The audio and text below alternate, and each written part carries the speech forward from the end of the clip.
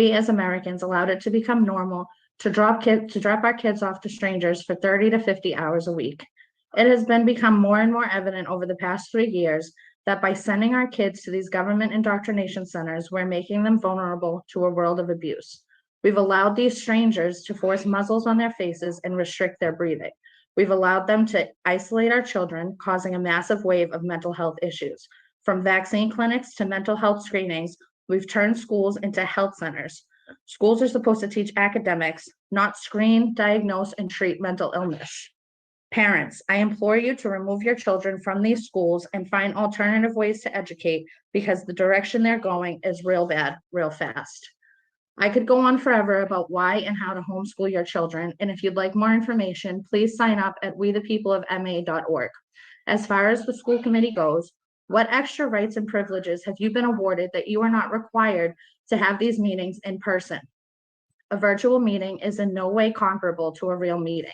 You have the ability to lock us out, mute us, and kick us out of a virtual meeting, which you wouldn't be able to do if we were in person. You also have the chat disabled.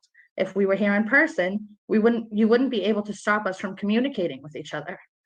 Unless we're on the panel like I am right now, we're not able to see who else is here, if the whole school committee's here, how many members of the public are here, and we're not able to communicate with each other because we have the chat disabled. These virtual meetings are a disgusting violation of parental rights in our US and Massachusetts constitutions. You're not special, and you all should be required to meet in person and come face to face with parents who you're supposed to be accountable to. Stop being cowards and return to in-person meetings. I also want to ask for the record what the youth health survey is, why kids are taking it, why you are asking children about their genders and their sexual orientations, and proposing ideas to them about killing themselves. I think that every parent should be aware of this, and these surveys should not be given in schools. It's unacceptable. What's happening in schools is disgusting, and you all should be ashamed of yourselves. That's all. Our next speaker is Suleika Soto.